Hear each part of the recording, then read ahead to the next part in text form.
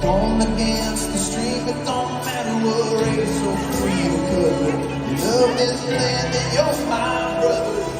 That anyway, you know your stand. If you say you can't breathe, I'll show you we can. Ain't never gonna stop believing. We were born for freedom.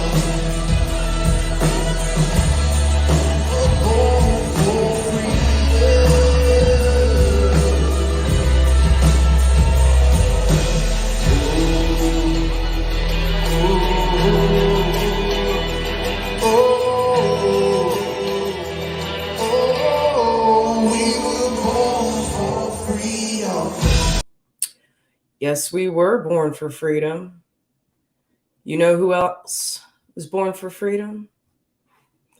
My friend. I wish he was my friend. I'm just exaggerating. He's not my friend. I only met him once for about 30 seconds.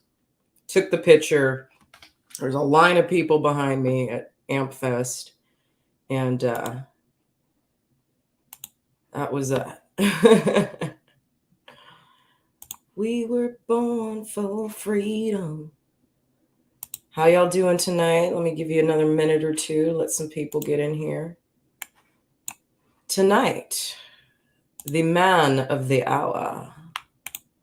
The man of the hour. Probably the most savage Republican to ever enter Congress, Senate, Congress, yeah. The most savage. Unbelievably, unbelievable, what's the word I'm looking for? Orator, debater, a man with a lot of force behind him. And just to kind of encourage you guys, he's the same age as me. And when I think about Matt Gaetz, I think about how much of my life I wasted, how I let poor mindset and poor neurolinguistic programming keep me from what could have been a much more interesting destiny. I feel like I got in the fight too late. I feel like if I had ever applied myself in my life instead of reaching for the low-hanging fruit. What's up, Maureen? Instead of reaching for the low-hanging fruit, as I have always done, because of fear and self-doubt and being in survival mode and not creating boundaries in my life, not adhering to my boundaries, not being self-committal, to think someone like him, who is the exact same age as me, doing things, accomplishing things, and challenging things, he is truly one of my heroes. Sometimes I think, you know what? If I could go, I mean, I know we all feel this way, but if I could go back and do every fucking thing over, I would have gotten this fight 20 years ago. I really would have. Not as a YouTuber, but as a public servant.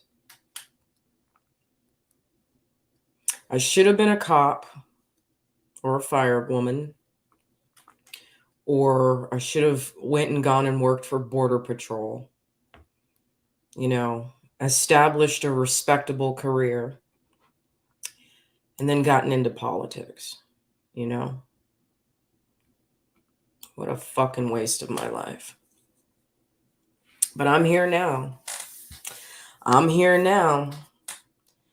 But, you know, I don't want to discourage myself too much, because if AOC, who is kind of like the polar opposite of Matt Gaetz, if AOC can be like a fucking weirdo bartender and still do something with herself, then maybe there's a chance for me. Anyhow, welcome, welcome, welcome. Happy you guys are here. If you are not following me on my other social media platforms, make sure you do that. Instagram is at RedPillTV1. That is my personal page. If you want to pick my brain and figure out what kind of weird shit I think about on a regular basis, that's where you want to be. Twitter, I am Rage Red Pill, so it's flipped because Red Pill Rage was already taken. My current TikTok page is at Not Red Pill Rage. If you'd like to send me an email, I am redpill_rage@protonmail.com. And Gavin Rumble, I am Red Pill Rage. Do not forget, we have, let's see, today's Thursdays. We have about 5 more days for the fundraiser. Our target is $1,000 for Zach's wife. Okay. Hashtag free the boys. Make sure you go visit www.defendzach.com. Screenshot your donation. Crop out any personal information and make sure you email it to me again at redpillrage_rage@protonmail.com. Or if you have me on Instagram, you're more than, or if you have my number, which very few people do, you can just text it to me or you can send it to me on the gram. Okay. If you prefer to use Cash App, it is $Zach is innocent. $Zach is innocent. Do not forget, I'm y'all about to get a little spanking here. And I know you like it when I give you some spankings. I didn't get a whole lot of views for the 33 Strategies of War Part 2. And for anyone struggling with any sort of internal conflict, that was the chapter for you. Okay, so I do have a playlist set up for it. So you can watch everything at the same time. I even include my TikTok videos on that playlist. It was a really good, very introspective chapter about having courage, about waging war on yourself and the parts of yourself that are toxic or unhealthy or doubtful or fearful or stuck or stagnant.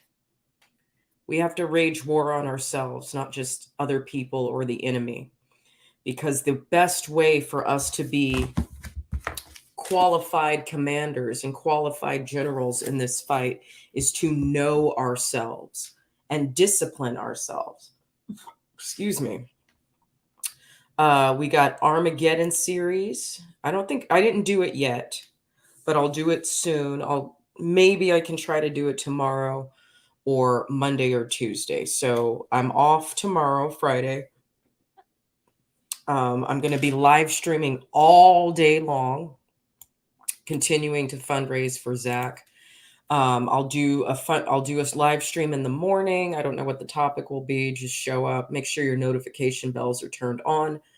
I will do something in the afternoon because I'm going swimming. So I'll be thirst trapping for Zach.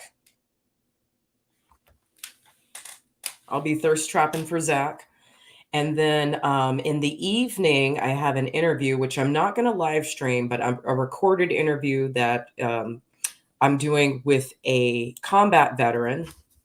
And we're going to discuss this book. And I'm very excited to have him on the show.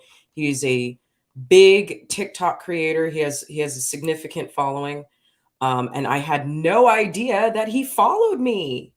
And he gave me, guys, honestly, like some of these compliments just really warm my heart. He gave me a compliment. You know what he said? He said that I was the female Ben Shapiro. Now, I don't talk quite as fast as Ben Shapiro talks, but just to get a compliment like that from somebody who is a war veteran, is really big on TikTok, and is paying attention to me, like that is amazing, So female Jericho Green, female Ben Shapiro, best compliments ever. You can call me the Candace Owens that cusses. I made that one up for myself. But I'm better than Candace Owens because Candace Owens doesn't give you action items. Candace Owens doesn't teach you history. Candace Owens doesn't cook. And Candace Owens doesn't live stream in a bikini. So I'm better than her. My variety of topics is much more spread out. Anyway, let's take a look at some of these comments here. We got Right Side Floyd. Hey, how are you? East Mars, hello. I've never seen you on my channel before. If you are new here, welcome. East, is it East? I'm sorry, Easter Mars. And happy Easter. It's Easter weekend, but I got to work. I'll try to do a Save a Christian Sunday in the morning if I can. So yeah, we've got 2 live streams tomorrow. I'll do something on Saturday morning before I go to work. I'll do something Sunday morning before I go to work, and then a live streaming all Monday, live streaming all Tuesday. Those are my next 2 days off, and we gonna get Zach his fucking money. We gonna get Zach his money. Sky, hello, Sky. You're not even Sky. Don't be drinking vodka, please don't. Hey, Marlon in the house. Right Side wanted to say hello to everyone. You're going to do a thirst. Please don't do a thirst trap. Thirst traps are not for married men and married women. Please, let's all have some decorum. Let's all, but I don't know. Y'all, Marlon looked like Denzel, but better. If that's even possible, because he's younger. But anyway. Terry, good evening. Greetings from Texas. Happy you are here from Ohio. Terry, have you made a donation yet? Marlon, if you can make a donation, please make one. Right Side of Floyd, please make a donation. Make your donations. Lioness Leo, I know you donated last time. We had a great time in the private stream, so make sure you donate again, please. Tomorrow is payday. Tomorrow's my payday, so I'm going to, get my money. I mean, I already have my money set aside for Zach because I disciplined myself. I really disciplined myself the past few weeks. So I have my money set aside for Zach, but I'm going to pay my bills and give Zach some more money. California here. I am so sorry. It's time to get out. It's time to get out. It's time to escape from California. Oh, thank you, Marlon. Thank you. Thank you for your donation when it comes. Let me write it down. Hold on one second. Let me get everyone's pledges so I can remind you, because you guys know I'd be staying on top of shit. Marlon, how much can you do tomorrow? Marlon, give me $1. Oh, you're going to do, I love you for infinity. I love you for infinity. Is that the one you're going to do? You know what? I did one of those videos, but honestly, like, I feel like I shouldn't be showing off all this good thickness. Like, I shouldn't show it off. Like, it's just, I wanted to, but I'm not. You're going to do 20? Thank you, my dear. Thank you. Marlon's got a $20 donation. Anybody? Oh, you've been with me a really long time. I know that. Yeah, you've been with me a really long time. That was $2. I mean, that was 2 years ago. Terry, do you have a donation? Can I put you down for a pledge, Terry? Lioness, can I put you down for a pledge? Right Side, can I put you down for a pledge, please?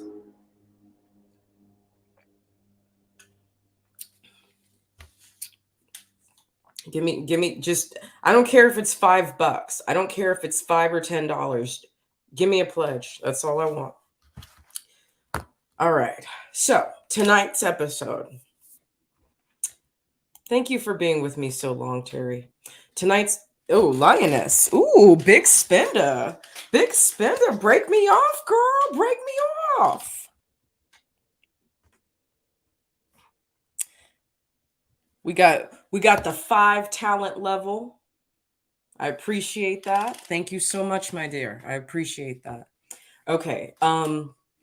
Matt Getz, one of my heroes, a hero to all of us, a true patriot and warrior of the words and warrior in Congress. And hey, what's up, Brian?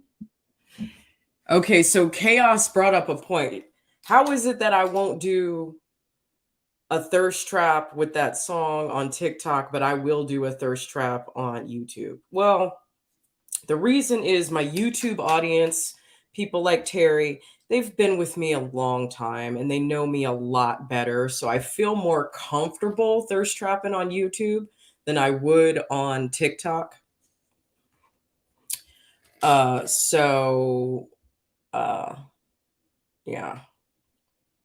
See, my YouTube audience can handle the thickness.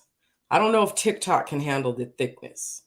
If I thirst trap on TikTok, it's going to cause problems. I just don't. I give under a fake name in my other phone. Okay. Awesome. Okay, Terry, how much can you pledge?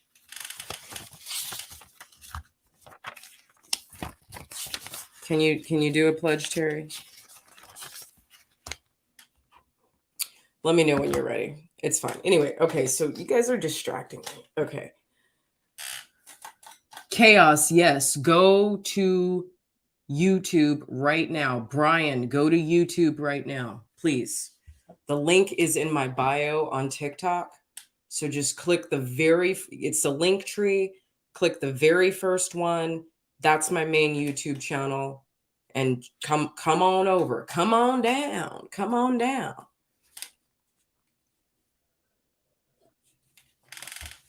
Okay. I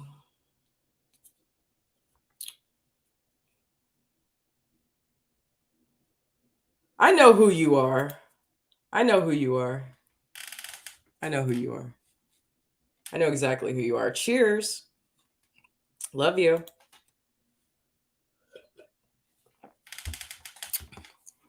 What we're going to do is we're going to watch 4 fairly short videos.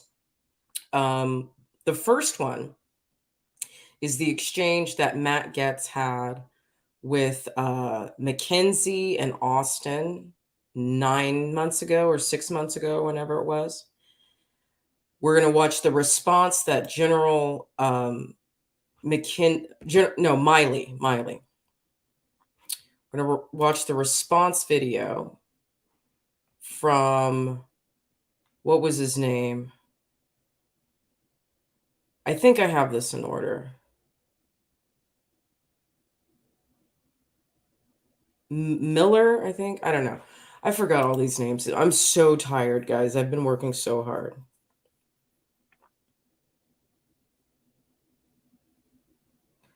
Oh, you gonna send me a thirst trap? Okay. You're terrible. Okay. So Terry, can we get a late pledge from you for next week when you get paid? Can we get a late pledge from you? Please? Please? Please? Pretty please? Where there's a will, there's a way. I'll put you down, for, so what's next payday? The 20 something? I don't know. Anyhow, we're going to get into these videos about what happened 6 months ago after the whole Afghanistan debacle. And then we are going to play the video that is of Getz and Austin, the one that came out like a week ago. And then we're going to play a Newsmax interview that he did like 3 days ago, kind of discussing the whole thing. Okay. So we got 4 short videos. They're all under 10 minutes. Let's go.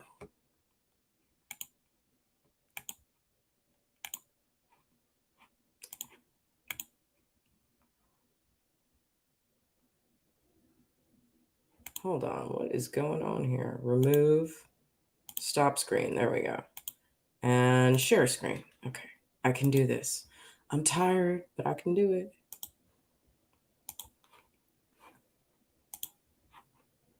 This is from June 23rd, 2021. So I wanted to, the reason I'm doing this chronologically is I wanted to, Terry, you can do 5? Okay. And what day is next Friday?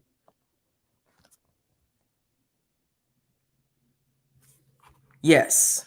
Yes, that's it. That's it. Amanda is his wife.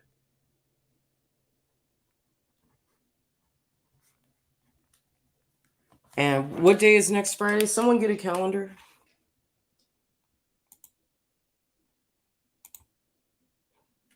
Next Friday is the 22nd. Okay.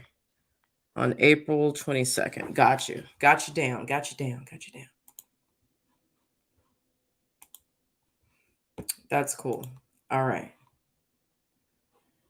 Here we go.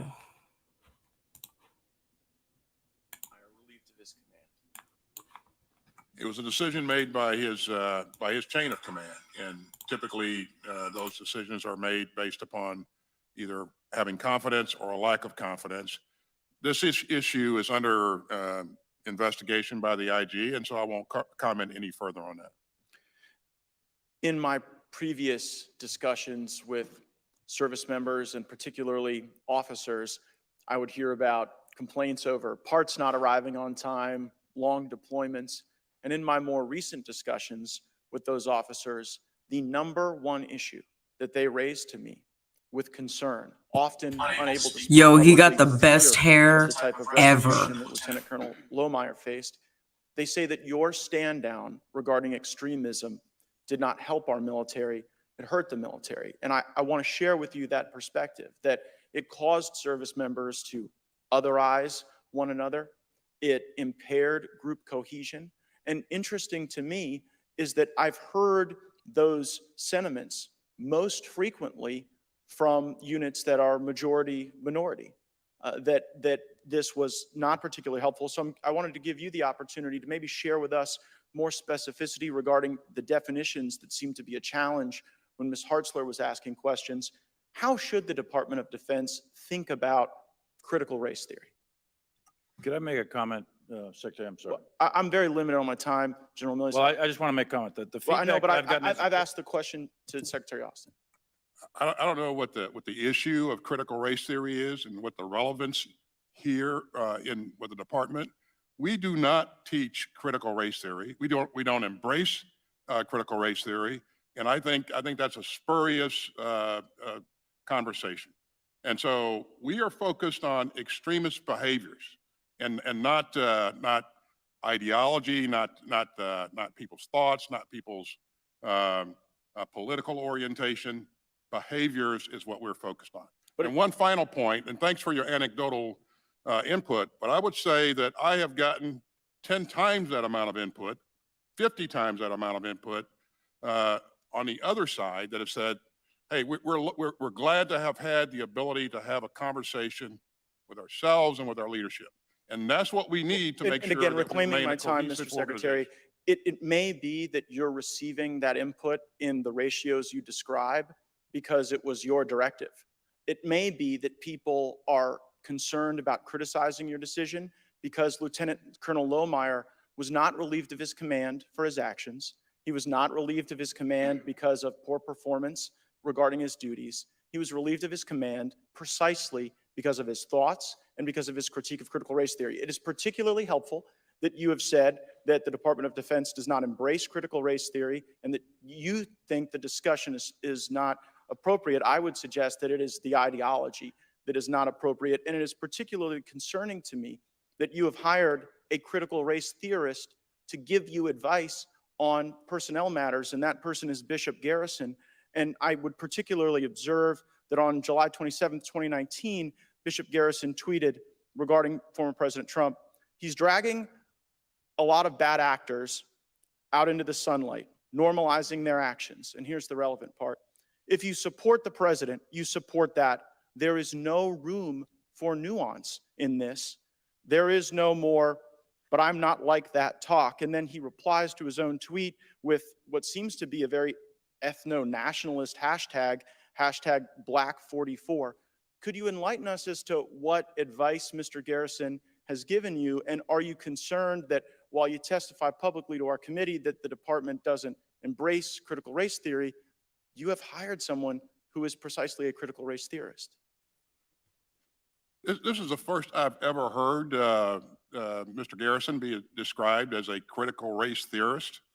So this is new. And I'm sure did you that review he his would. tweets before you hired him personally? Pardon me? Did you review his tweets before you hired him? I did not personally review his tweets. I would just ask that maybe that be helpful. Is there anything you can share in just these final seconds regarding any advice he's given you? Let me just share one other thing that you brought up, Congressman, about the input that comes to me. You know, I trust my leadership from top to bottom that they will give me fair and balanced and unvarnished input. And for you to say that people are telling me what they want to what I want to hear, I get it, but I'm smart enough to know That does happen. Yeah. You know, maybe they're telling you what you want to hear. Well, I don't know that they even know what I want Gentleman's to hear. time has expired. Mr. Brown is recognized for 5 minutes. Thank you, Mr. Chairman. Mr. Chair, and thank you, gentlemen, for joining us today. I know my time is very precious, but I would like to yield some of my time to General Milley because I know that he had some comments that he wanted to make when Representative Gates was talking, as well as Mr. Waltz, about a similar subject of the stand down and race theory. Would you like a minute or so to comment on that? Do you remember what your line of questioning or thought was there? Sure. First of all, on the issue of critical race theory, et cetera, I'll obviously have to get much smarter on whatever the theory is. But I do think it's important, actually, for those of us in uniform to be open-minded and be widely read. And the United States Military Academy is a university. And it is important that we train and we understand. And I want to understand white rage, and I'm white, and I want to understand it. So what is it that Nigga need to understand red pill rage, this bitch. building and try to overturn the Constitution of the United States of America? What caused that? I want to find that out. I want to maintain an open mind here, and I do want to analyze it. It's important that we understand that because our soldiers, sailors, airmen, Marines, and Guardians, they come from the American people. So it is important that the leaders, now and in the future, do understand it. I've read Mao Zedong. I've read Karl Marx. I've read Lenin. That doesn't make me a communist. So what is wrong with understanding, having some situational understanding about the country for which we are here to defend? And I personally find it offensive that we are accusing the United States military, our general officers, our commissioned, non-commissioned officers of being, quote, woke or something else because we're studying. No some wonder they theories soft now. That was started at Harvard Law School years ago, and it proposed that there were laws in the United States, antebellum laws prior to the Civil War, that led to a power differential with African Americans that were 3/4 of a human being when this country was formed. And then we had a Civil War and emancipation. 3/5, dumbass. Changed it. And we brought it up to the Civil Rights Act in 1964. It took another 100 years to change that. So look it, I do want to know. And I respect your service, and you and I are both Green Berets, but I want to know. And it matters to our military and the discipline and cohesion of this military. And I thank you for the opportunity to make a comment on that. Thank you, General. Changing. Big question remains, is our military ready? And I'm talking about military readiness. When we've got all these Biden generals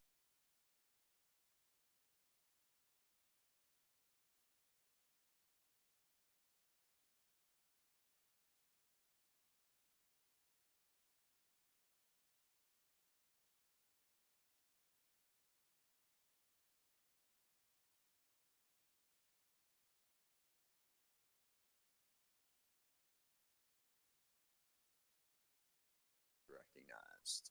February 26, 2020, House Armed Services Committee, General Mark Milley.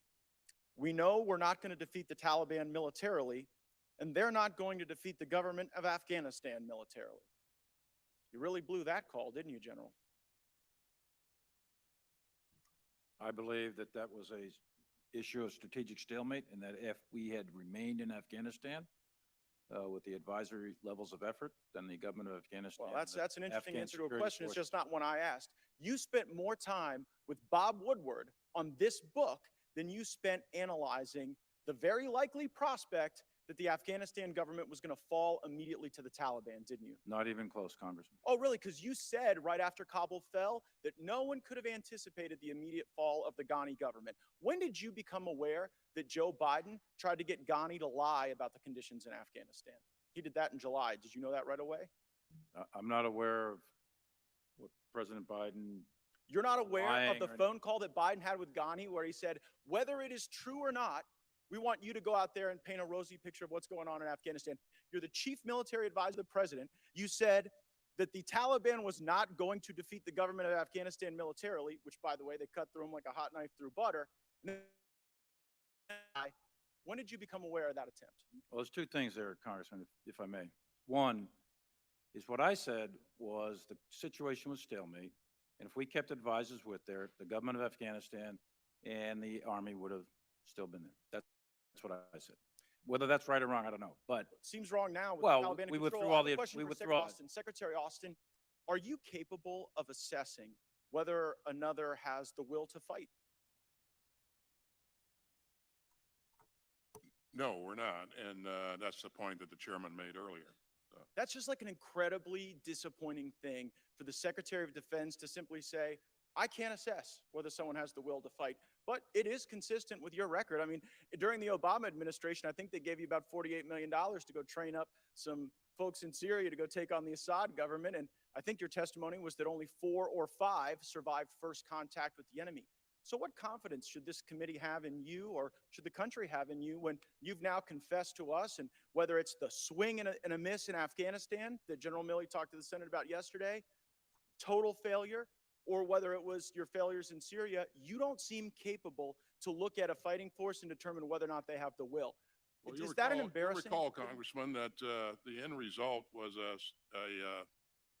the SDF that we stood up that was very, very instrumental in turning the tide of battle up in Syria. Oh yeah, turned it so much. You've got Assad in power in Syria. You got the Taliban in power in Afghanistan. I mean, where have you been? The focus was ISIS, Congressman, and those forces had significant effect on the Well, ISIS network. It just seems like you're chronically bad at this, and you have admitted that, I guess, which is to your credit. But you know, when people in the military, like Lieutenant Colonel Stuart Scheller, stand up and demand accountability, when they say that you all screwed up, when they point out that General Milley's statement that that the government of Afghanistan is not going to get defeated by the Taliban, well, he ends up in the brig, and you all end up in front of us, and your former employer Raytheon ends up with a lot of money, and we have poured cash and blood and credibility into a Ghani government that was a mirage. It fell immediately. And while the guy sitting next to you was off, talking to Phil Rucker and was off doing his thing with Bob Wood, we were buying into the big lie. The big lie that this was ever going to be successful and that we could ever rely on the Afghanistan government for anything at all. General Milley, you kind of gave up the game earlier when you said you wanted to address elements of your personal conduct that were in question. We're not questioning your personal conduct. We're questioning in your official capacity going and undermining the chain of command, which is obviously what you did. You've created this whole chain Did not of undermine the communication chain of narrative. command in Yeah, any you manner, did. shape, or You form, absolutely did. And Did not. well, you know what? You said yesterday that you weren't going to resign when senators asked you this question. And I believe that you guys probably won't resign. You seem to be very happy failing up over there. But if we didn't have a president that was so addled, you all would be fired, because that is what you deserve. You have let down the people who wear the uniform in my district and all around this country, and you're far more interested in what your perception is and how people think about you in insider Washington books than you care about winning, which Gentleman's this time group has seems incapable expired. of doing. Ms. Houlihan is recognized. Thank you, Mr. After saving with customized car insurance from Liberty Mutual, I customize everything, like Marco's backpack.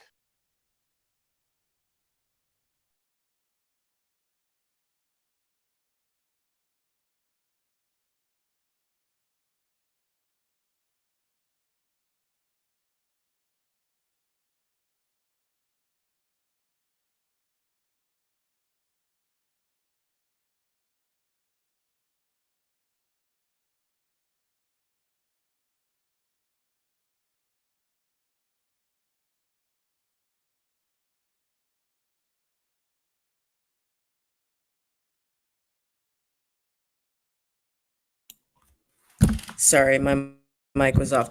Let's watch the videos from last week. Thank you, Tina. Thank you, thank you, thank you, thank you, thank you. Appreciate it. Sorry. Yeah, I'm back. I'm tired, guys. I'm really freaking tired. They be working us. They be working us. But I like my job, so no big deal. I don't mind. I don't mind a little hard work, a little hard work, come home, have a cold beer.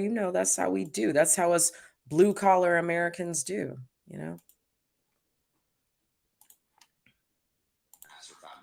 Secretary Austin, why should American taxpayers fund lectures at the National Defense University that promote socialism as a strategy to combat China? It's the National Defense University is an academic institution, and I don't know of any such lecture. But well, that's surprising because it was widely reported. The National Defense University had Thomas Piketty come, and this was the title of his lecture, Responding to China, the Case for Global Justice and Democratic Socialism. So now that you know that they did this, would you agree that embracing socialism is not an effective strategy to combat China? Well, I certainly don't agree with embracing socialism. I think so that means I'm sorry. Thank you, Mike. We're not going to let the guy say 4 words and still talk and then cut him off. We're just not. I control the time, Mr. Chairman. Yeah, but you also have to be fair to the witnesses. No, but I got the answer I wanted. I have a follow-up. My follow-up question is if we don't embrace it, then I guess why did the National Defense University put out a statement? Again, this is funded by U.S. taxpayers, saying in this talk, Mr. Piketty will argue that the right answer lies in ending Western arrogance and promoting a new emancipatory and egalitarian horizon on a global scale, a new form of democratic and participatory, ecological, and post-colonial socialism. So why would we invite people we don't agree with to evangelize views and values that we don't share at the National Defense University when we should be learning strategy about how to combat our enemies and make assessments that are accurate? And we do learn a lot about strategy and about the military and about joint force development. And so that is our focus in these institutions.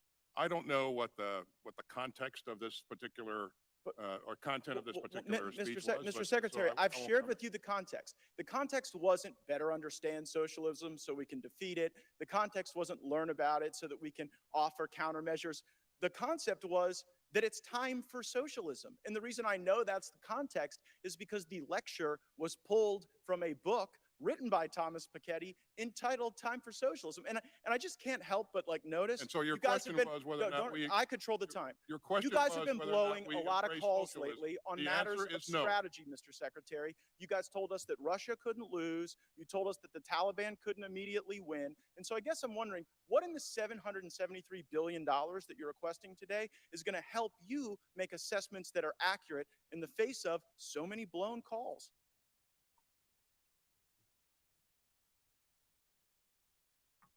You've seen what's in our budget. You've seen how the budget matches the strategy. And so I'll let that speak for itself. Well, I mean, I've also seen that we're behind, Mr. Secretary. We're behind in hypersonics. We failed to deter Russia. Last year, So what do you mean we're behind in hypersonics? How do you? Okay, who's ahead in hypersonics? How do you make that assessment? I don't know. Is I it make that one for assessment one? because Is it China one is for one fielding exchange for hypersonic development weapon of systems, hypersonics? and we are still developing them. I Are make you that talking about assessment because development of Russia actually capability used or one. development of... By the way, your own people brief us that we are behind and that China is winning. Are you aware of the briefings we get on hypersonics? I am certainly aware of briefings that we provide to Congress. But it's not just the hypersonic. It's all over the world. It's in Taiwan, where China's last year flew more sorties than ever before. It's North Korea on pace to shatter prior records, the number of missiles that they are testing. And so while everyone else in the world seems to be developing capabilities and being more strategic, we got time to embrace critical race theory at West Point, to embrace socialism at the National Defense University, to do mandatory pronoun training. Do you assess?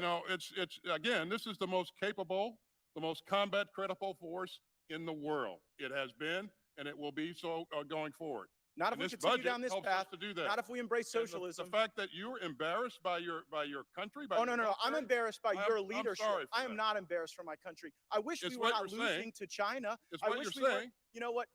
That's, you know, that is so, that is so disgraceful that you would sit here and conflate your failures with the failures of the uniformed service members. You guys said that Russia would overrun Ukraine in 36 days. You said that the Taliban would be kept at bay for months. You totally blew those calls. And maybe we would be better at them if the National Defense University actually worked a little more on strategy and a little less on wokeism. Has it occurred to you that Russia has not overrun Ukraine because of what we've done and our allies have done? But that was Have baked you into ever your even thought flawed about that? assessment. That was baked into your flawed assessment. And so yeah, I saw that the Obama administration fact that we tried helped to the destroy Ukrainians our was a military flawed by assessment? starving it of resources. And it seems the Biden administration is trying to destroy our military by force feeding it woke. Okay, facts. If you don't believe what Matt Getz just said, go over to Karen Kennedy's channel and she will tell you firsthand what it was like being an army wife and all the hurdles that she had. Karen Kennedy was homeless because the Obama administration was only issuing $300 a month to Gold Star wives, Gold Star widows. You don't believe what he just said? Go over to Karen Kennedy. She'll tell you. She talks about it very frequently, and she's been talking about it for years. Go talk to Karen. Go talk to Karen Kennedy. She will confirm what he just said. Exactly. Mic drop. Boom. Okay. I yield back. Okay. Next up, we have this is from 3 days ago. So let's get, this is kind of a wrap up of that exchange. I wish I could find like the full video. I hate watching clips. I am all about context and I hate watching clips. So Matt Getz went on Newsmax and he has a little bit of a wrap up. So let's watch that. And then we will wrap up tonight's live so I can go to sleep, wake up fresh tomorrow. I'll be live streaming all day.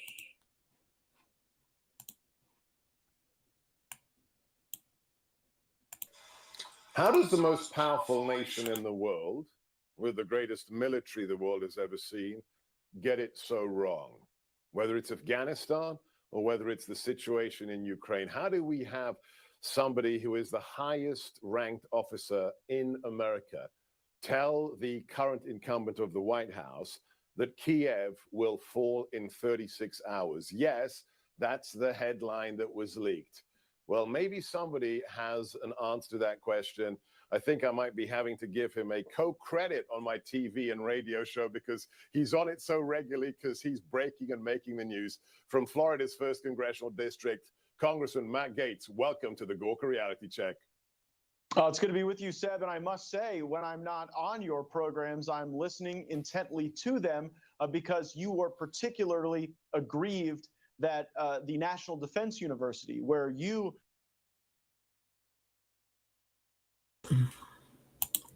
Thank you for being here, Falcon. Thank you. Thank you so much for your service. My father was a jet engine mechanic. My mother was a missile maintenance officer. This is my keychain. I know you know what this is. Integrity first, service before self, excellence in everything. And as fucked up as my parents were, at least they instilled that in me. And thank you again for your service. Everybody say thank you to Falcon. Have done patriotic service to our country, have literally been converted into a platform to receive a pro-socialism message. That's how I started my questioning with the Secretary of Defense. And hey, we even got President Biden to react to it this past week. You know when Joe Biden has to clean up your mess? Not a good day. Yeah. Last time we spoke, you were giving it, it was, a flamethrower effect on the head of cybercrimes at the FBI, who couldn't tell you, as the head of cybercrime, where Hunter Biden's laptop is. Somewhere in the FBI, he didn't know. This week, you took it.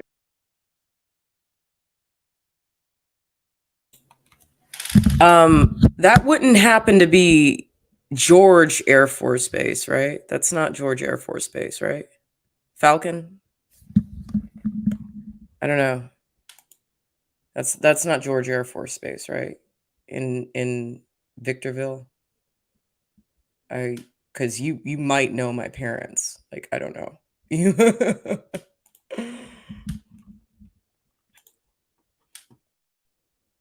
To Lloyd Austin, and it got very, very heated very quickly. You asked about that story from Breitbart that we worked on and we sent to you, how they are inviting socialists to Fort McNair to talk to our officers about how America should be a socialist country. The Secretary of Defense, Lloyd Austin, who used to be a general, didn't take it too well, Matt, and he targeted you. He said he questioned your patriotism. What do you think it was that triggered him? Was it the NDU story, the critical race theory at West Point, or perhaps when you asked him about other nations having better hypersonic weapons than we have?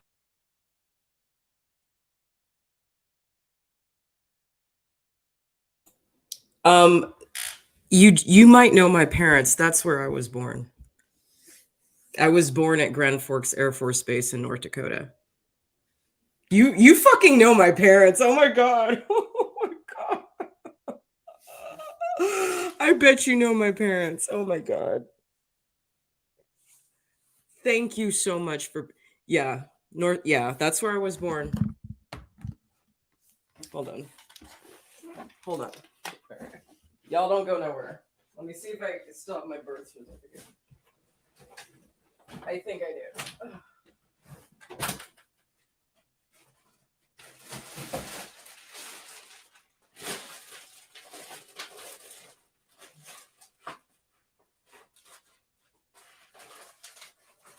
Hold on, don't go nowhere, y'all. Don't go nowhere. Here, I'll let it play. And I'm gonna try to see if I.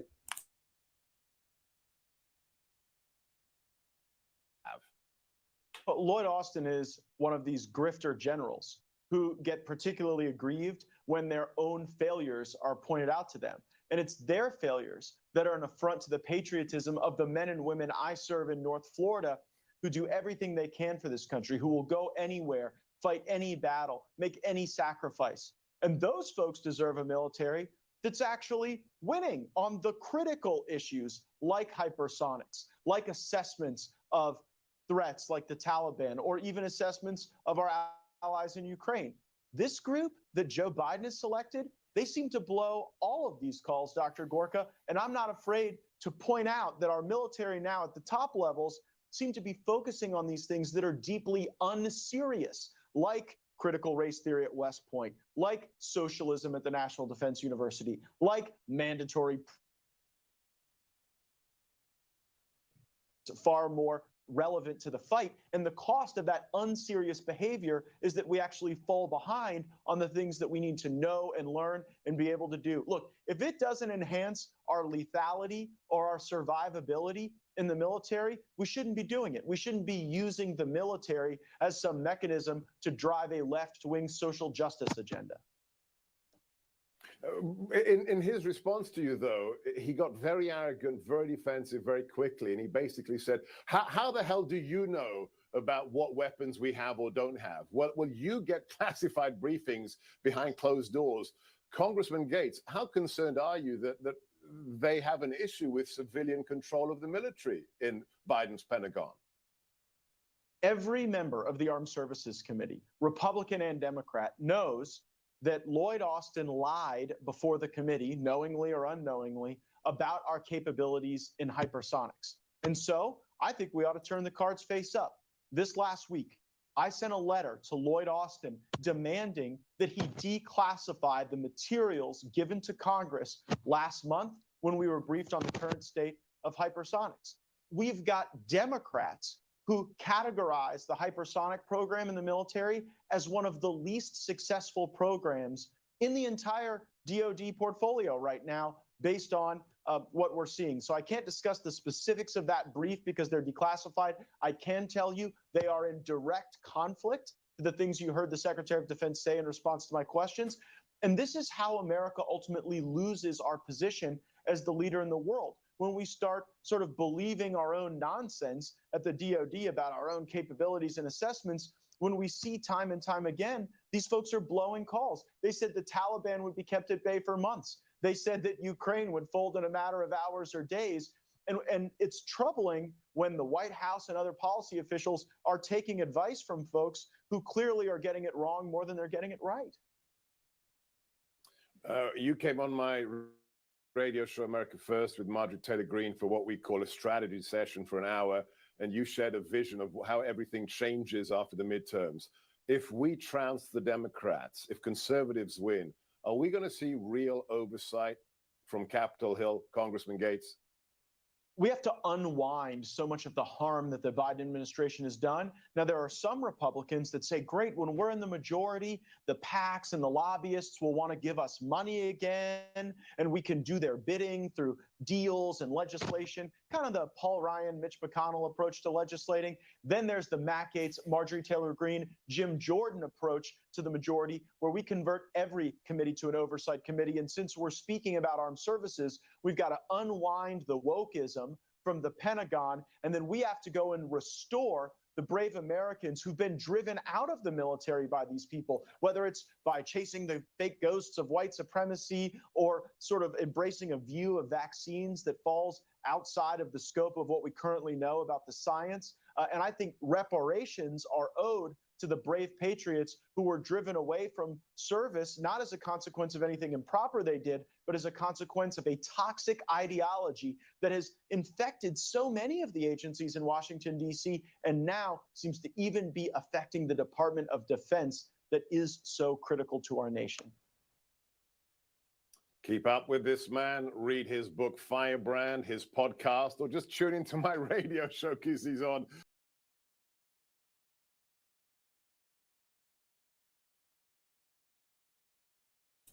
I'm about to start crying. If there's any way you know my dad. Does that look familiar to you?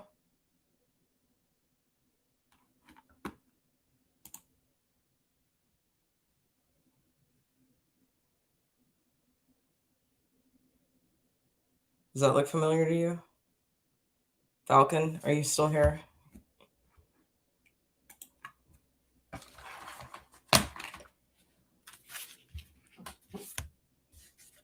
Falcon, I need you to check. Does this look familiar to you?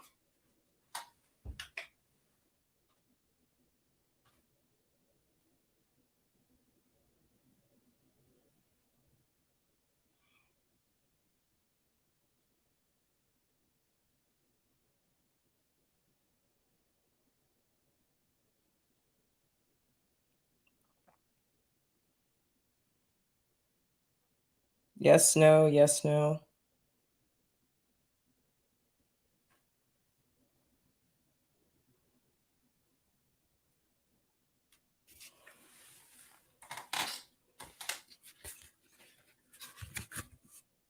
Falcon, you still there? Hold on, I need you.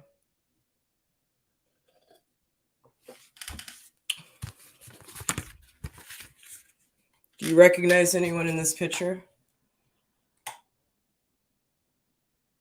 Do you know anyone? Hold on, let me turn this light off.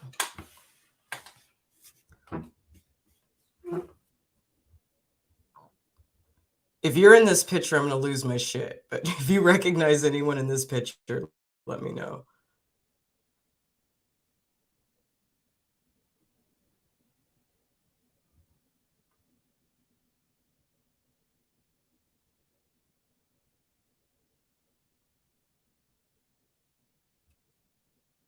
Are you in this picture? Are you in this picture? Are you in this picture?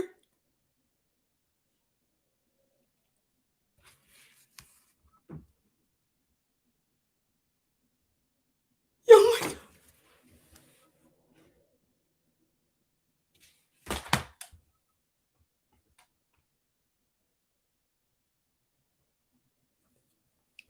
I need you to send me an email now.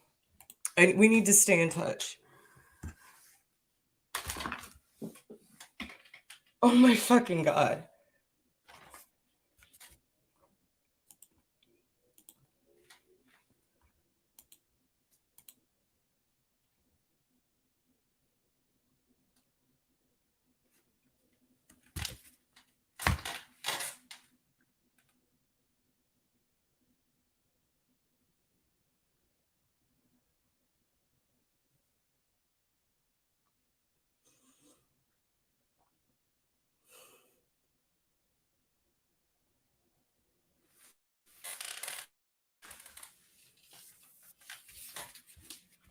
Email me.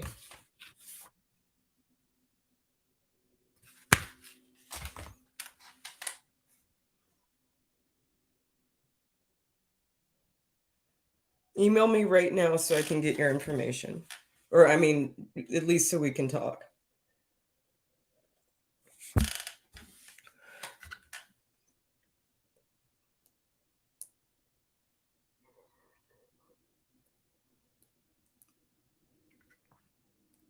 Eon is not really my last name. It's my stage name. But I'll tell you who on this picture is my father. And it's not the black guy.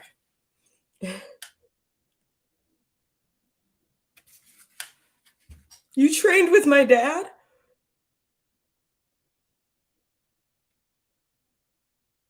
You trained with my fucking dad.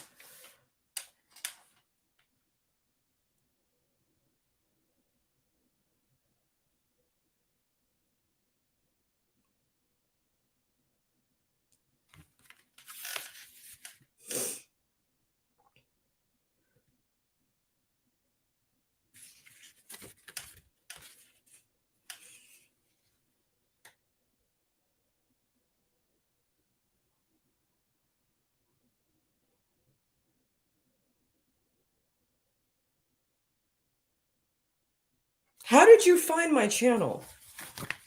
How did you find my channel?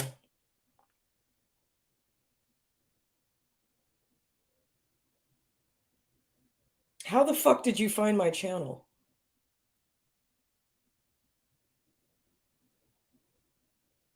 How did you find me? Because I've never seen you on my channel before. How did you find my channel?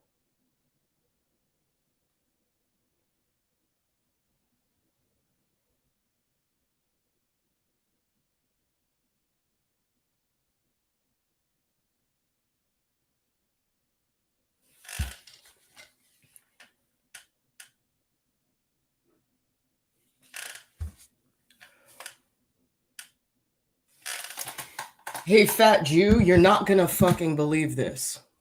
You will never believe this, fat Jew.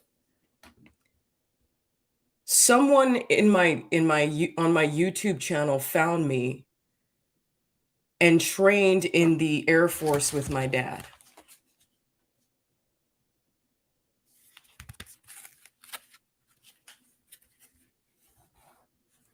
You were looking up problems with Twitter.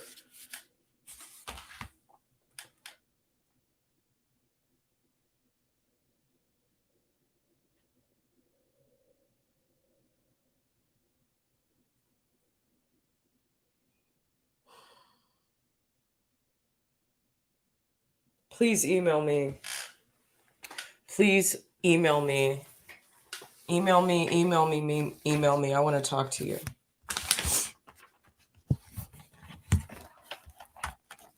There's 330 million Americans. And tonight, in my live stream, I meet someone who was in the Air Force with my dad. My dad is not the black guy.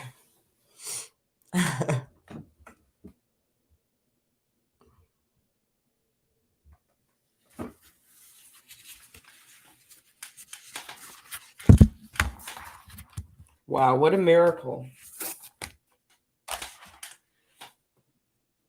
What a miracle. I need to talk to you.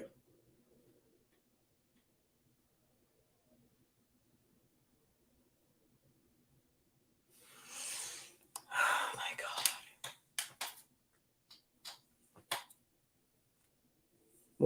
What a miracle. It is a small world after all. I don't look like him, but I have his nose.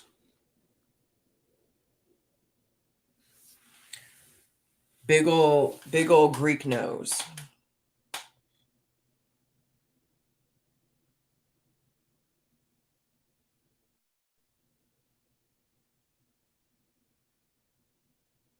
I can't think of a more amazing way to end this life, because if you were not here at this precise moment, we never would have found each other.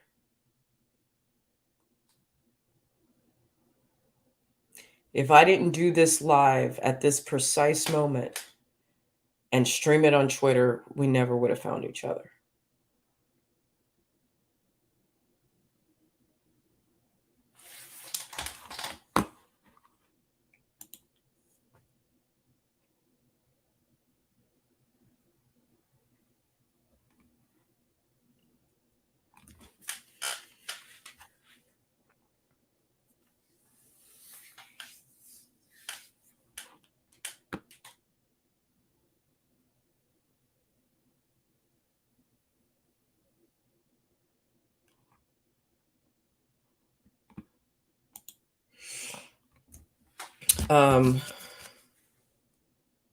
I gotta tell you about my family, because things didn't turn out good after the military for them.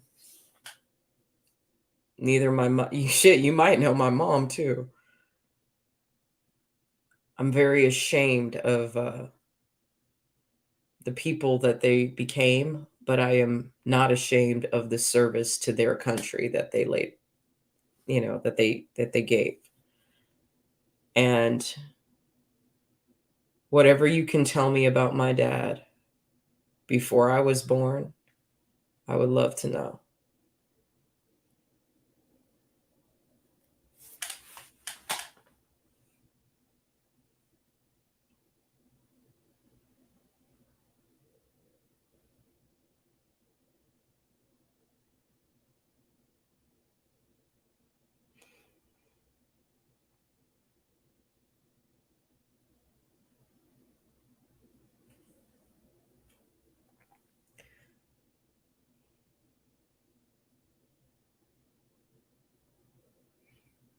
Life is amazing sometimes.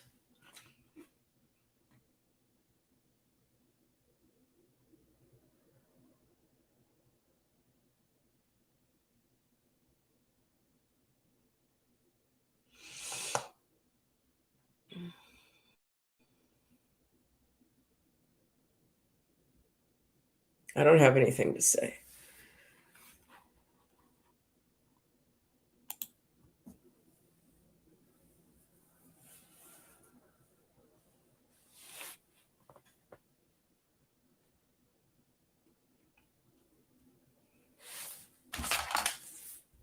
This is fucking crazy.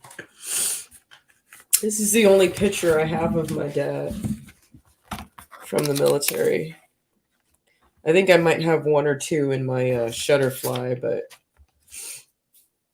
And this is his patch. Or a patch that he had, or he held on to. I don't know what it was, but...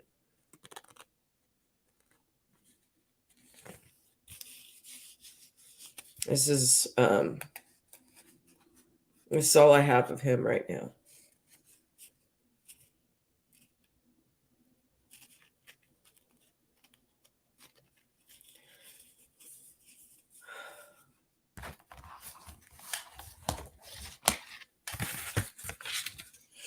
I hope this brings back good memories for you.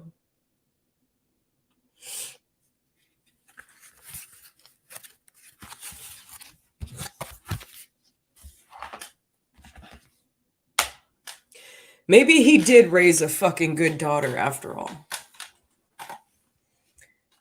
Maybe certain principles did stick.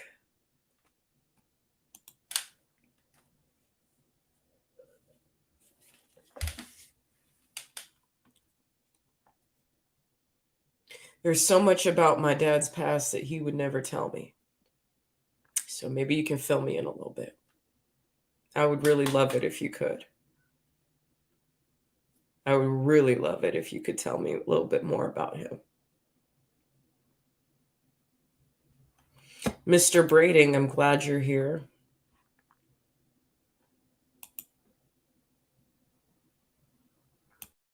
The picture I have is serious. I believe you.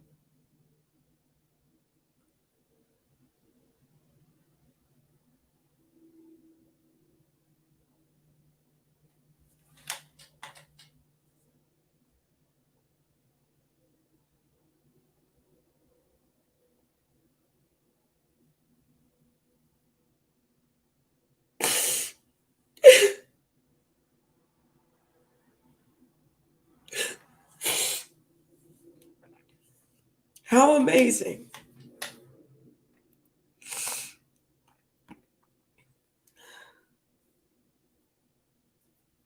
What an amazing miracle. Thank you so much for being here. Thank you, thank you, thank you. Thank you. You know what was funny? I was thinking about today. I was thinking about Save a Christian Sunday and what I'm going to do for the show. I was thinking how Christians are such failures, but you know what? God is not a failure. God is not a failure. Christians might be failures, but God is not a failure. Maybe God brought you here to remind me of that.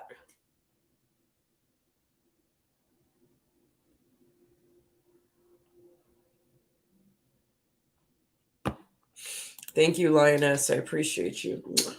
Appreciate that.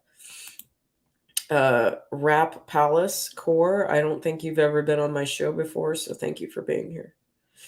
If anybody wants to jump in the live, you're more than welcome to do it. I was going to end this live at an hour, but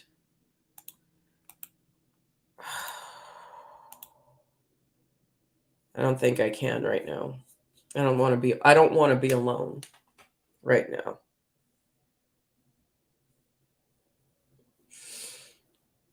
Oh my God.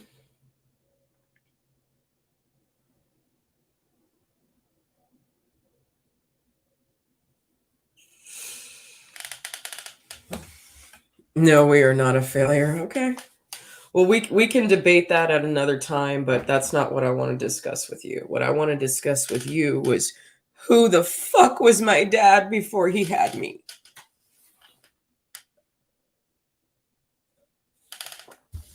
That's what I want to know.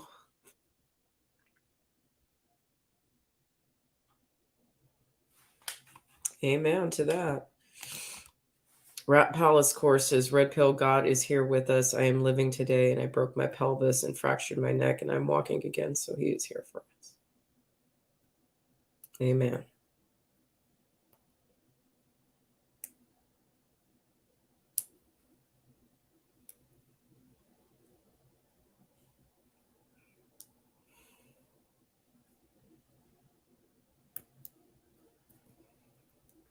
I don't even know what to say. I don't even know what to say.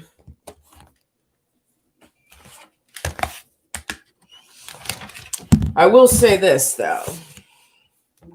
I don't know which one you are in this picture, but my dad is the handsomest one. Just saying. And I will tell you this much. My dad still fucking looks good. Yes, I am ready. Absolutely. Absolutely, I am ready. So we need to talk privately about it. But I will tell you, my dad, he ain't got no wrinkles. He got fat after the military, but he lost the weight. And he had a mullet for many years in the 90s. He had a mullet, which I hated. I hated it growing up. But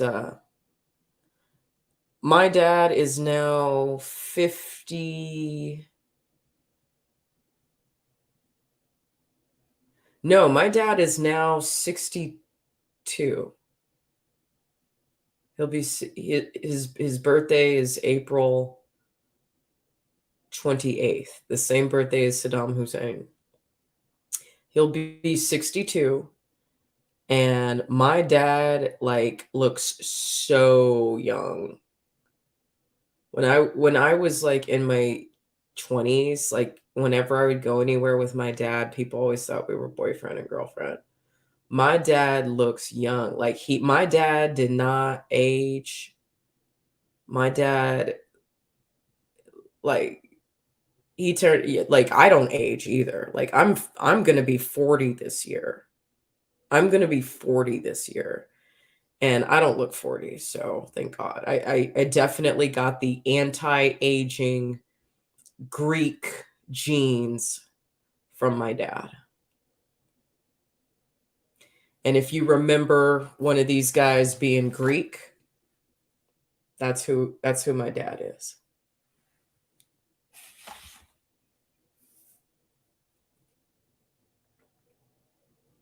Oh, we got another Air Force veteran in the house. Thank you for your service. Integrity first, service before self, excellence in everything.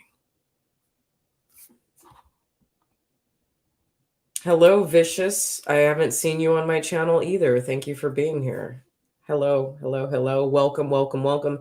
Please, please, please, please make sure that you all subscribe and hit the notification bell so you can get my videos. I am very shadow banned by YouTube, and they take away my subscribers anyway. So just make sure that you can stay abreast of what I'm doing. I post several times a week. I have all kinds of videos, from comedy to cooking to mainly talking shit about Democrats and Antifa and BLM. But my show is a wide variety of topics. Thank you. Thank you. Thank you.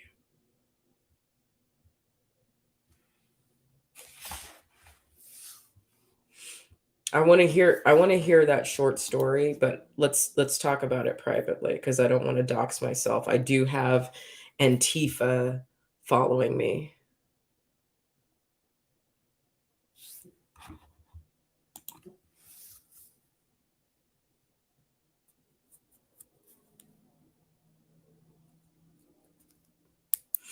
Sometimes I feel like, why am I doing this? Why am I fucking doing this stupid shit? Like, why? Why do I have to be in this fight?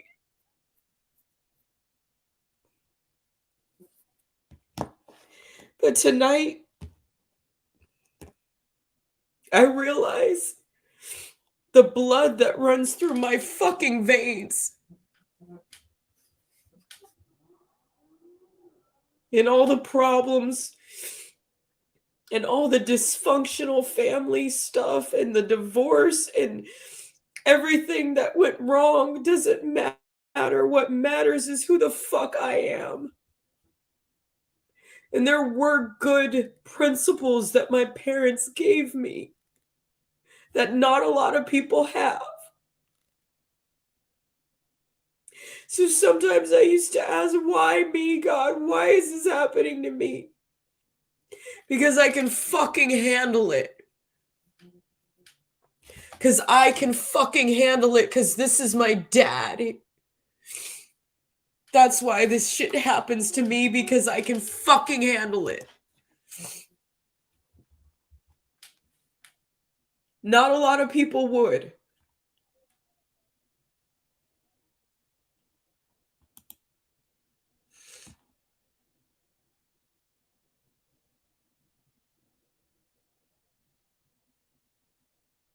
Maybe if I can understand who my dad is, I can understand who I am.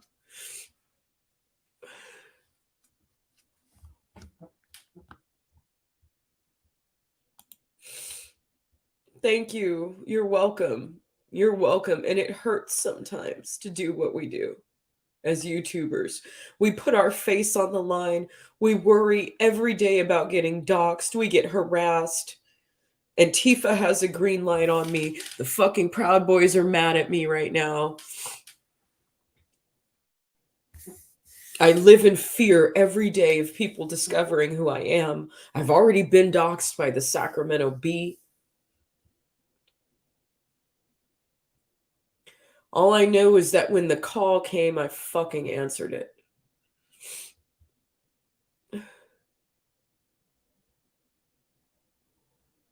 I'm a nobody fucking chef. And I had no purpose.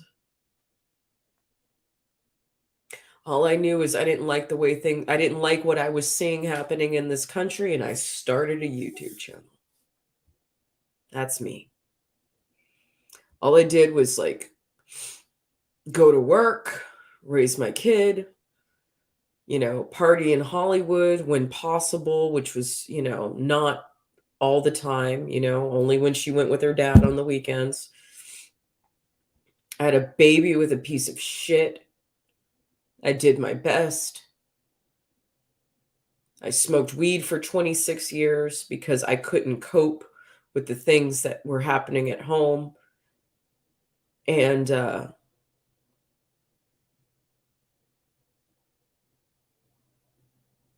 in 2020, I saw the writing on the wall, because I will say one thing about my dad. He sure as fuck taught me how to read. And I don't mean read words and read books. I mean read between the lines. That's what my dad gave me. That's what my Air Force dad gave me.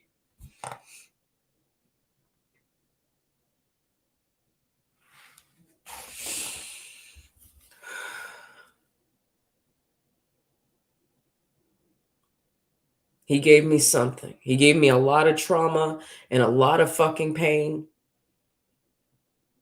and a very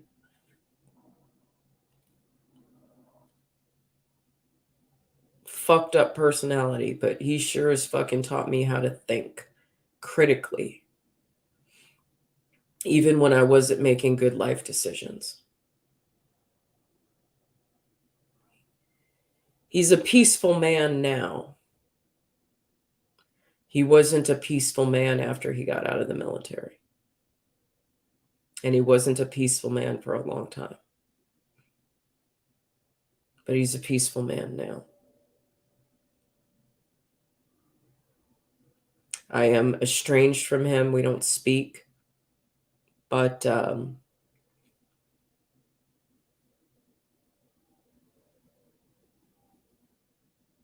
he gave me a lot of good personality traits. And when things weren't bad, they were really good.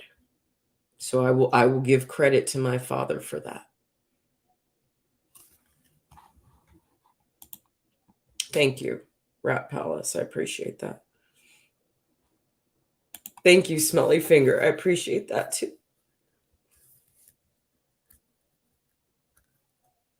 I didn't know this live stream was going to turn out like this. You are such a blessing, Falcon. I'm so happy you're here. I'm so happy you're here. Through Twitter? I got shadow banned on Twitter. I used to have 18,000 followers on Twitter. And then after the election, I literally lost 100 followers a day. And now it's kind of like staggering at like 10,500 or something like that. So for you to find me on Twitter, of all places, is insane.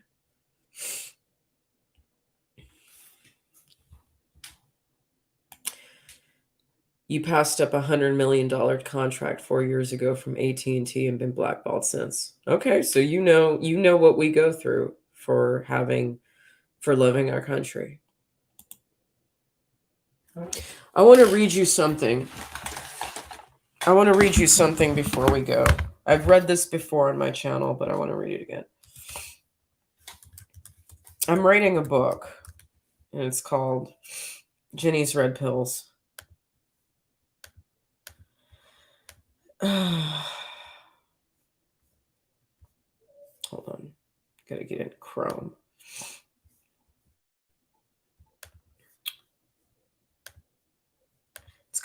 It's chapter 1. It's called Air Force Baby.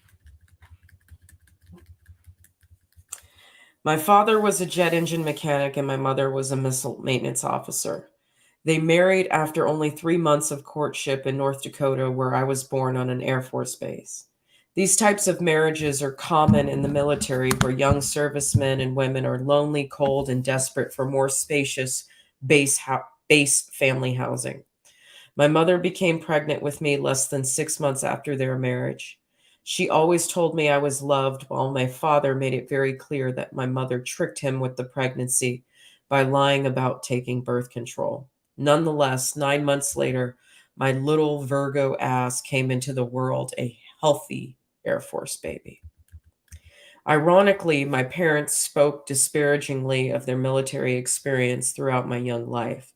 My mother told me she had been raped twice by other servicemen prior to her marriage. She also spoke of how uncomfortable she was training and working alongside foreign Afghani soldiers during the early 80s. My father described an endless amount of discrimination he received for marrying a woman of color and working for superior officers who constantly attacked him for his high intellect. Nonetheless, I was born a patriot. I was born with respect for the flag. As a child, my favorite holiday was the 4th of July, even more so than Christmas or Halloween. Independence Day represented my parents' mental and emotional sacrifices. Being a military kid gave me a sense of connection to the flag and what it meant to be an American. It meant more to me than the fireworks and the barbecue. It meant that my bloodline was sewn into the fabric of this country. I knew when I grew up I would have a duty to protect that heritage, whether I joined the military or not. At age 10, I heard John F. Kennedy's speech for the first time, and patriotism was permanently ingrained in my soul. He said, "Ask not what your country can do for you, ask what you can do for your country." These words have been written on my heart ever since, and no matter how far I strayed, either in ideology or poor life choices, JFK made it my responsibility to give generously to my homeland. Herbert Hoover, considered by some to be one of the worst presidents in American history, was the president I was assigned in 3rd grade to do a report on. However, I found him to be fascinating. He seemed humble, loving, and promoted volunteerism, perhaps too humble and loving to lead a frustrated America through a devastating Great Depression. President Hoover added an additional layer in my heart of duty, respect, and concern for my fellow Americans. This foundation has been put to the test throughout my life. I've always felt a deep respect for my country, and I've been raised to think critically and question authority. My parents made it clear that the United States government is not our friend. They themselves, as military personnel, were considered property. Any service member can confirm this. How much less does our government think of us, its citizens, civilians? This critical thinking eventually transformed into something else. Growing up in Los Angeles, I slowly eroded my patriotic foundation, but by the end of this book, you will see how I built it back. I will show you which influences have manipulated me into believing communist ideology and feminist victimhood, as well as the influences that restored my love of country. This book is my journey of red pill transformation. It's proof we can stray from our values, make terrible life mistakes, allow ourselves to be gaslit by the radical left and still become valuable warriors in the fight against censorship, divisiveness, and foreign agendas that currently plague our nation. If I can open my eyes and change my mind, anyone can. If I can hang out with commies in my early 20s and then dedicate my life to destroying them in my late 30s, anyone can. If I can change my behavior from a reckless feminist to a grown woman who advocates for the family, anyone can. If I can remove the victimhood chip from my shoulder and commit my life to sharing conservative values, anyone can.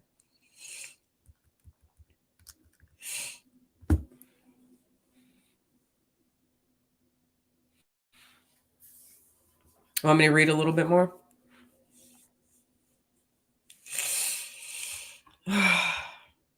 I've been told by many friends and family members that I'm unstable. I was never unstable. I just never knew which side of the fence to really land on. I was always a historian and critical thinker, thanks to my dad, but also an overanalyzer with borderline personality. This mix of personal dysfunction and my desire for higher education, spiritual and otherwise, left me in limbo for decades. For years, I thought that I could live any counterproductive lifestyle I wanted. I thought I could accuse others of racism and sexism anytime I wanted. I thought the world was against me and that the consequences of my poor decisions fell on white privilege and heterosexual male supremacy. I thought I was self-aware, conscious, and evolved.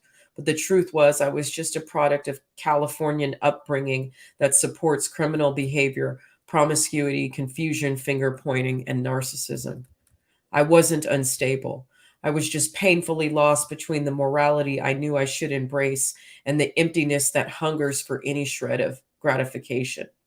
The radical left uses our vulnerabilities against us. They use our insecurities about our appearance, sexuality, skin color, and economic hardships to manipulate us into supporting their agendas. This book is as much commentary on psychological issues and trauma as it is about politics. The correlation remains the same. The need for belonging and community remains the same. The fear of loneliness and rejection remains the same. It takes massive amounts of integrity and confidence to break away from these patterns of behavior. Needless to say, learning my true self and true purpose changed everything. Becoming conservative was the least of these changes. I will show you it is so much deeper than that. Thank you for purchasing this book and joining me on this patriotic journey. I sincerely hope as you read each chapter, you can either recognize the gaslighting done to you in your own life or prevent your loved ones from being manipulated in the same fashion. We have a country to fight for. We are in the midst of a civil war and being attacked from all sides. The only way we are going to prevent our country from descending into communist, pedophilic, new world darkness is to recognize every tactic our enemy uses to control our votes and our minds. Luckily, my journey has brought me to a place of complete empowerment. I'm empowered in my own personal life, taking back control over my finances, disciplining myself, and raising my vibration. Even through personal tragedy, I know my purpose now. Continuing to live as a victim wasted decades of my life that can never be returned to me or compensated for. I know now what I have to do and implore you to consume these red pills with me. My purpose in writing this book is not to entertain you, but to empower you, as I have been empowered, to live on a purpose-driven life that actualizes your well-being, your family's well-being, and the well-being of our beautiful homeland, these United States of America.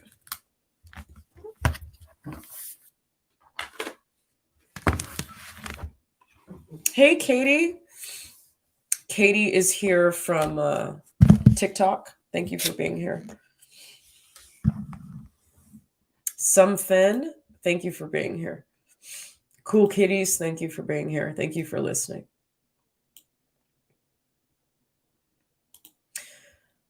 Oh my God. The Beverly Hills rally is where I went viral and became internet famous.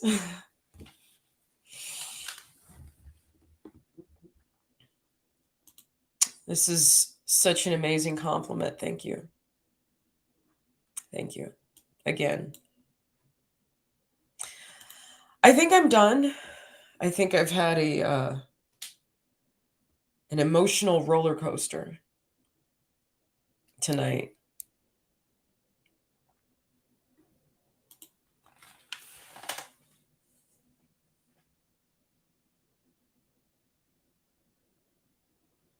Integrity first,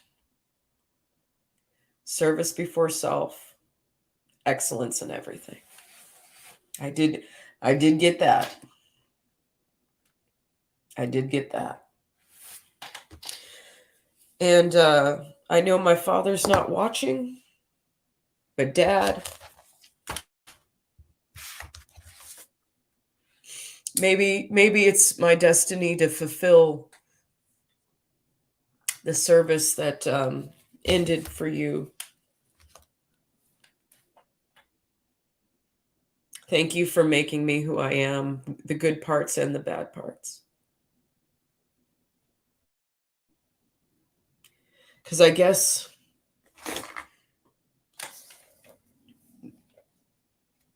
now is the time that I am most needed in the fight.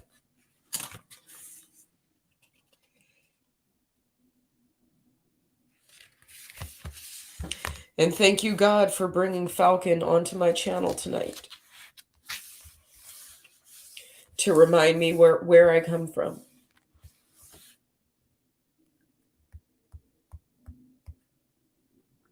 Thank you. Thank you, all of you. I think all of my live streams are good, but I think this is the live stream that needed to happen more than any other of my over 500 videos that I've created. So Falcon, if you're still there, God bless you for speaking up. And please, let me see if you emailed me yet.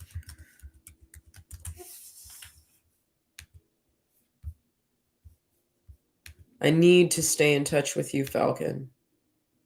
I need to know who you are. I need to know who my dad was.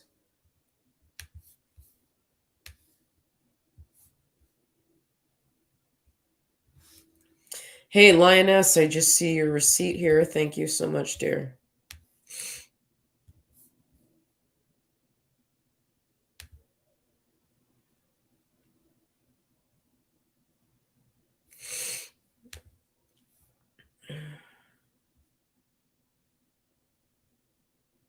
Falcon, if you're still here, you have to email me.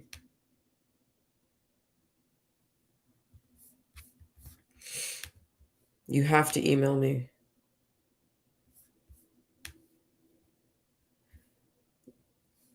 Thank you, Big Spender, Miss Lioness. I see your donation here.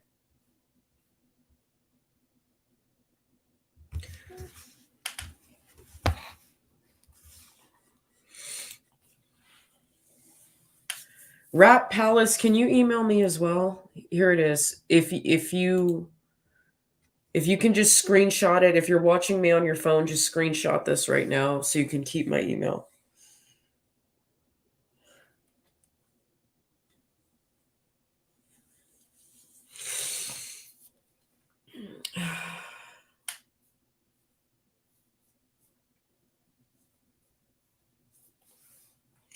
Falcon, do not let me lose you.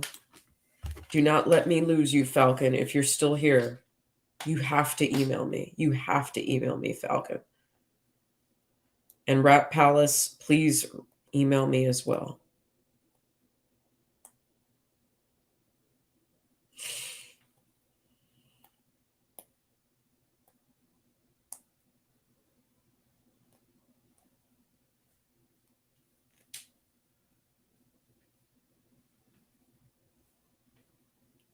This is the best thing that's happened to me in a long time.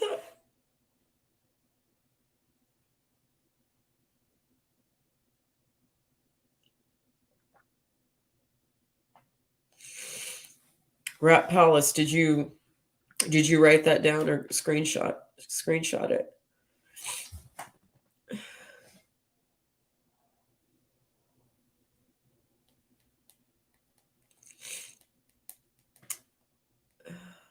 Okay.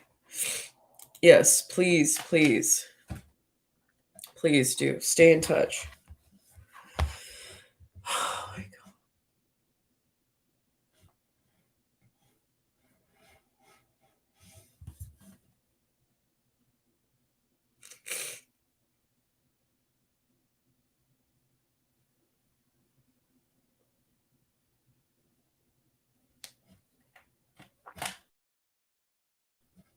What a special evening ordained by God, right? What a special evening, huh? Not too crazy. Didn't go too savage. I just let Matt Getz go savage. But then there was a little treat in there for me. Little treat. I'll never forget this night as long as I live. I will never forget this live stream that happened right here, right now. I think I'm going to wrap it up. So thanks again for everybody. Falcon, if you're still here, you got to email me. You got to email me. And I will figure out how to scan this picture because apparently you're in it with my dad.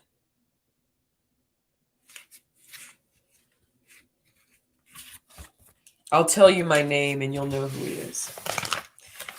Like I said, the Greek one, that's my dad. And